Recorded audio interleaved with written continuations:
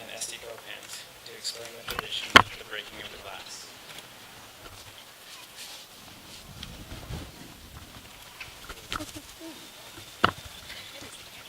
We want to do this in Vietnamese, but first we're going to do it in English. So we know why Jason chose us for this honor. Aside from the fact that we were Hebrew school teachers, Jason always believed that my first son would either be named Mordecai or Moishe. A likely scenario if we hadn't had a Greek girl. Jason and Tammy asked us to share the meaning behind the custom of breaking of the glass at the wedding.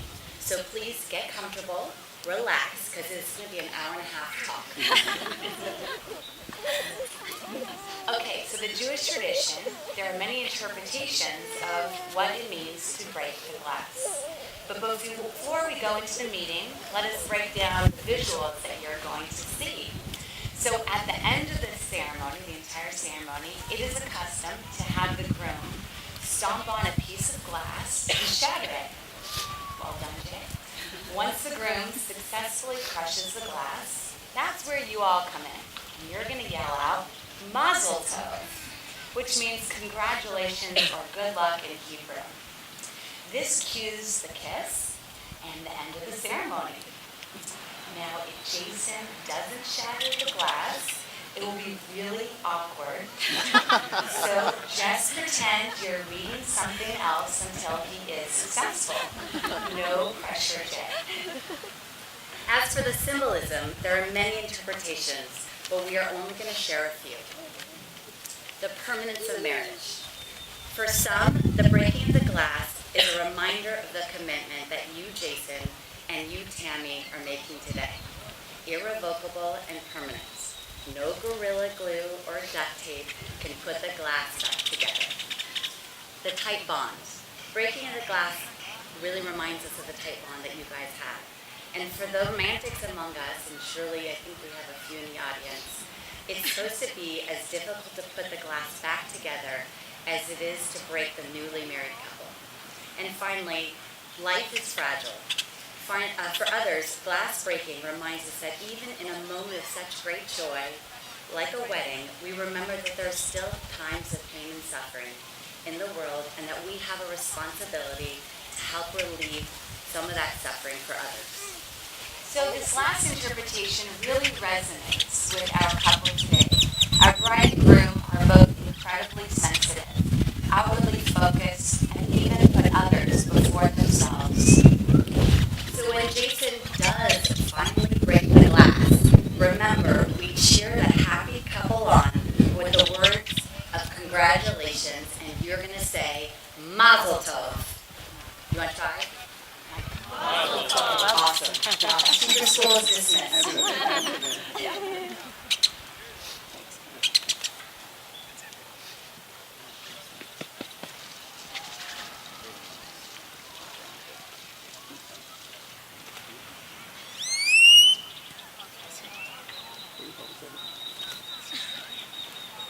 I'm proud to say that I was one of the first on Jay's side to meet Tammy, just 2 quick weeks after their initial date. Since that day, my wife Megan and I have been very lucky to spend an incredible amount of time getting to know and love Tammy, share the growth of her and Jay's relationship, and witness it blossom from initial excitement to what has brought them here today, their discovery of true love for one another. Now, for those of you who have been married, you realize that there are so many details that go into a wedding. Jay and Tammy have done an incredible job putting this all together, having so many of their closest family and friends share with them their special day. It's truly amazing. However, planning a wedding is a huge task, and inevitably some pieces get lost, and others just simply forgotten. For example, just yesterday, I was hanging out at the pool with Tammy and Jay, and I asked, "So who's marrying you guys anyway?" Appreciate the courtesy laugh from a couple of you. Hopefully it gets better. I'm kidding. It was over 5 months ago when they made the mistake of asking me. I actually remember getting home that night, overwhelmed with how I could possibly live up to such a request, such an honor. How would I even begin my speech? Megan calmed me by saying, "Dan, there's really only way to start, and you know Tammy and Jay will love it." I laughed, thought about it, and 2 months later, Tammy, not knowing what Megan had suggested, came to me with a big grin on her face and said, "Oh my God, Dan, there's really only one way to start your speech." Remarkably, it was the same suggestion Megan had made, so I knew that left me with very little work to do. Very little room to be creative, very little room to worry, very little room to screw up. So here it goes, team. I hope I don't let you down. Marriage. Marriage is what brings us together today. For those of you who don't recognize the quote, I'm sure most of you do, it's from an old favorite movie called The Princess Bride. Briefly, the movie is staged as a book read by a grandfather to his grandson. The grandfather assures his romance-weary grandson that the book has much more to deliver than a simple love story. The Princess Bride offers a tongue-in-cheek fairy tale depicting a stable boy turned pirate Wesley's journey to rescue Buttercup, his true love, away from an evil prince. It may sound funny, but the more I thought about it, the more I realized that there are some incredible similarities to this movie and the unfolding story of Tammy and Jay. At the very beginning of the movie, Buttercup asked Wesley for several things. He would always answer without hesitation, "As you wish." On their first date, Tammy sternly required that Jay show her his driver's license and allow her to send a picture of it to her sister. Were something to happen, Terry was to immediately call the police with his information. "As you wish," they said. Several weeks later, as things were going fairly well, Tammy boldly invited Jay to a wedding where she mentioned they'd be staying with her entire family. "As you wish," Jay said. This wedding was in Florida. "As you wish," Jay said. Tammy did not want to fly. Tammy wanted to drive the 8 hours to Florida. "As you wish," Jay said. Tammy did not want to leave him at home. Tammy wanted to bring her dog Leo on the 8-hour drive to her cousin's wedding, where they would be staying with and meeting her entire family in Florida. "As you wish," Jay said. Just like Wesley, when Jay was saying "as you wish," what he really meant was, "I love you."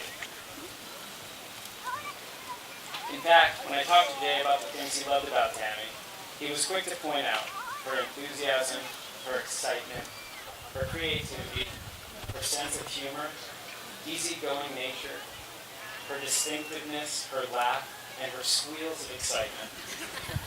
When I asked Tammy the same question, she said she loves how Jay is extremely ambitious, a go-getter, always super excited about everything, how he adores all animals, his extreme generosity and loveliness, how he's so considerate of everyone's thoughts and feelings. And while we're on the topic of love, the movie constantly refers to true love and how nothing can step in the way of it.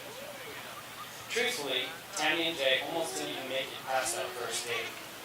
Excited with how things were going, the couple got carried away in great conversation, totally forgetting to look at the menu.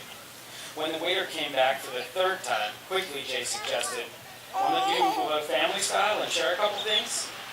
Tammy liked that idea and said, "Sure, how about a beef dish?" "Oh," said Jay, "I don't eat meat." Now, as big and amazing as Tammy's smile can be, Jay quickly noticed her change in demeanor. He even said out loud to Tammy that her face went completely pale. Tammy explained, "I must have been thinking that this date was over." Jay tried to smooth it over, and he raised his hand and exclaimed to the waiter, "Check, please."